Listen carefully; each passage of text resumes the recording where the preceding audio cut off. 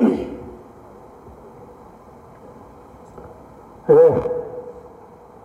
오늘 또 나왔습니다. 네. 아무튼 우리 내란숙의 윤석열을 즉시 파면하라 구호 외치고 시작하도록 하겠습니다. 내란숙의 윤석열을 즉시 파면하라! 내란숙의 윤석열을 즉각 파면하라! 진짜 내란숙의 김건희를 즉시 구속하라!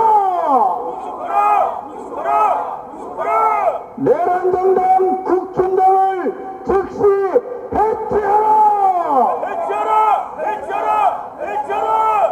네, 힘찬 구호와 함께 133번째 군산 촛불행동 윤석열 파면 집회를 시작하겠습니다! 많이 됐네요. 그나저나 파면을 언제 한다는 겁니까? 우리가 지금 온 국민이 내란증에 시달리고 있어요. 내란증에. 제가 윤석열 그 멧돼지 우리에서 탈출하는 날부터 소화가 안 됩니다.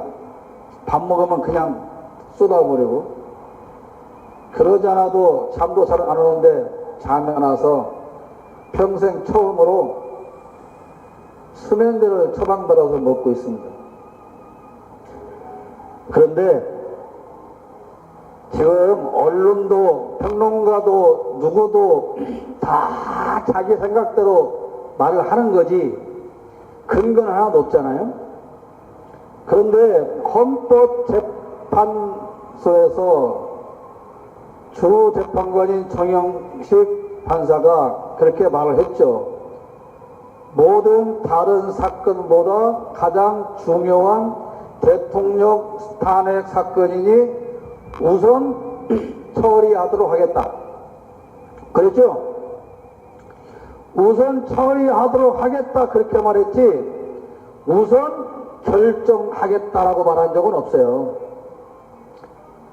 다른 탄핵 심판은 변론기일 한 번에도 끝나고 두 번에도 끝납니다.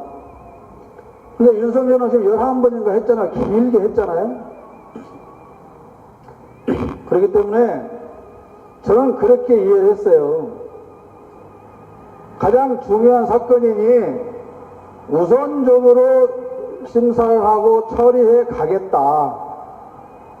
그런데 우리가 마음이 급하니까 왜 우선 처리한다고 해놓고 결정을 쭉 미루느냐, 그렇게 생각하고 있을 수도 있지 않는가, 그 생각을 해봤고요.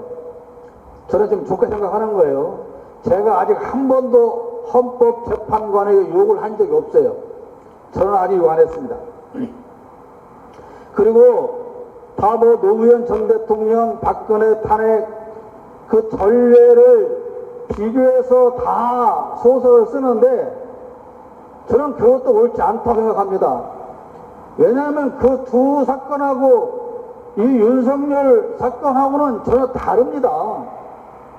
그때 변론기일을 몇 번 했냐, 며칠 만에 결정했냐, 저는 그 전례를 따라가야 된다고 생각하지는 않아요. 왜냐하면 이 내란 수개를 지금 탄핵 절차를 밟고 있는 거는 처음이잖아요. 그렇기 때문에 어쩌면 가장 좋게 생각하면 우리가 너무 마음이 급한데 당연히 급할 수밖에 없죠. 그런데 지금 내일 모레 월요일날 한덕수 탄핵을 결정한다는 거잖아요. 한덕수는 기각될까요? 인용될까요?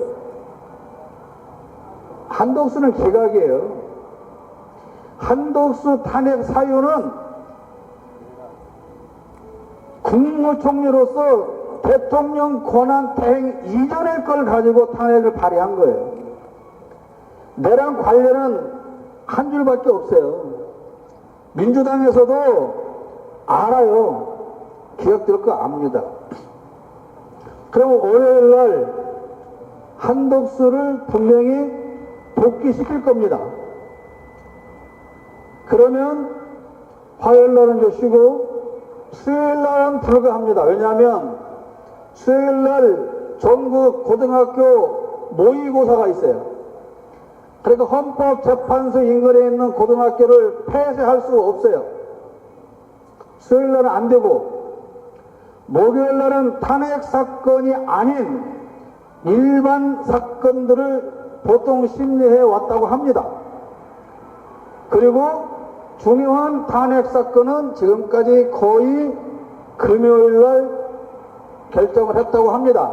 왜냐하면 금요일 날 탄핵이든 파면이든 인용 기각이든 해놓고 주말에 도망가 버려야 할 거 아니에요. 그런데 다음 주 금요일은 28일인데 그날 또 넘겨야 할 명분이 이제 아무것도 없어요. 뭐 지금도 이제 명분을 내세운 건 한 번도 없지만 또 만약에 우리 한번 생각해 보자고요. 윤석열을 복귀시키려고 마음을 먹고 있다면 굳이 한덕수를 먼저 복귀시켜야 할 이유가 있을까요? 윤석열이 대통령으로 복귀를 해버리면 한덕수가 있든 없든 조항목이 있든 없든 상관없는 거잖아요. 한덕수를 국무총리로서 권한대행으로 복귀시켜놓고 윤석열을 파면 결정을 하면 즉시 대선 정국에 들어가니까 그래도 최상무기보다는 한덕수가 그래도 좀 나아 보이는 게 있어서 한덕수한테 대선 관리를 맡기려고 하는 것이 아니냐, 제 생각이에요. 제 생각입니다. 근데 어떻든 간에 이렇든 저렇든 간에 다음 금요일 날도 파면이 결정 안 된다? 이거는 심각해지는 거죠. 그리고 그들이 그렇게 못 놓아 부르짖었던 이재명 대표의 항소심 판결이 26일 날 있죠. 수요일 날. 사실 아무 상관이 없는 건데. 그러니까 헌법재판소에서도 그러지 않을까 생각하는데 하도 절차적 문제를 삼으니까 그래 너네들이 문제삼는 절차 우리가 다 꼼꼼히 따져서 판결문에 다 일일이 반박을 해줄게 라고 해서 시간이 걸릴 수도 있는 거고, 그래요 아무 상관없는데 이재명 대표 항소심 판결 나오는 거 보고 그래 해줄게 그럴 수도 있지 않을까. 어쩌면 이 내란 폭동 세력들의 난동을 좀 줄이고 막을 수 있는 명분을 세우기 위해서라도 그러고 있지 않을까라고 하는 전혀 평론가와 상관이 없는 승질 더럽고 욕밖에 보다는 제 생각입니다. 그러나 어쨌든 28일 날 금요일 날은 파면이 돼야 되겠죠? 돼야 되겠죠? 안 되면 그야말로 진짜 난리 나는 거고, 만약에 기각이 된다, 각하는 말할 것도 없고 이런다는 거예요. 이것도 제가 들은 얘기인데 헌법재판관들도 고위직에 아는 사람들이 많이 있을 거 아닙니까? 뭐 정치인, 고위 공무원, 뭐 대통령실, 판검사. 그러니까 그들이 수시로 전화를 해서 물어본다는 거예요. 뭐가 문제냐. 근데 지금 제일로 답답해하는 사람이 윤석열이래요. 아씨 빨리 시켜줘야지 왜 좀 뭐하는 거야 그러고 있다는 거 아니에요. 그러니까 뭐가 문제냐 묻는데 헌법재판관은 그 얘기를 해줄 수가 없어요. 비밀 누설이면 탄핵이니까. 그러니까 그쪽에서 묻는다는 거죠. 뭐 절차에 문제가 있어? 아니 뭐 그런 것도 있고 이러고 전화를 끝낸다는 거예요. 그러면 전화 통화하면 절차에 문제가 있대. 절차에 문제가 있다. 이거 각하야. 이러고 찌라시를 쓴다는 거예요. 다들. 그렇게 찌라시 쓰면 언론이 또 받아서 쓰고 받아서 쓴 걸 평론가가 또 말하고 그것을 또 내란당에서 또 퍼뜨리고 뭐 거의 그런 수준으로 이렇게 만들어 가고 있다. 그런 얘기들이 들리는데요. 아무튼 뭐가 진실인지는 모르지만 뭐 한독수든 조상목이든 그 무엇이든 다 기각시켜도 아무 상관없습니다. 한 놈만 파면하면 되는 거 아니에요? 한 놈만 묻을 수 있는 겁니다. 파면 묻을 수 있는 한 놈만.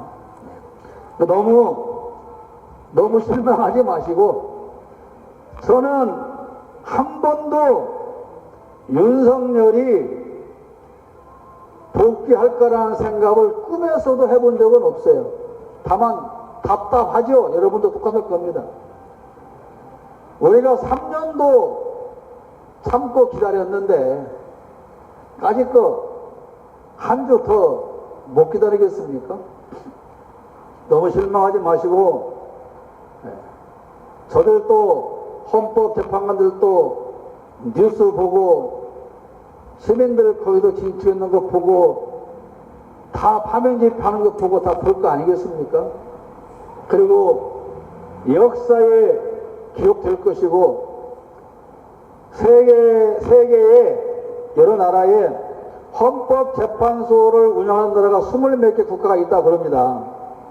그런데 그 국가들에서 우리보다 더 기다린대요.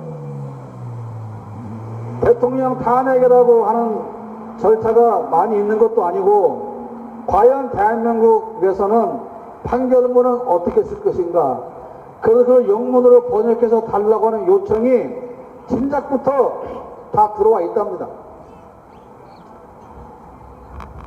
한번 생각해 보세요. 헌법재판관들은 기각을 해도 몽둥이 맞을 준비를 해야 되고 인용을 하면 더 맞을 준비를 해야 될 거 아니에요. 어쨌든 우리는 그 8분의 상식과 또 의식을 믿고 한 주만 더 기다려 보였으면 좋겠다는 생각이 듭니다.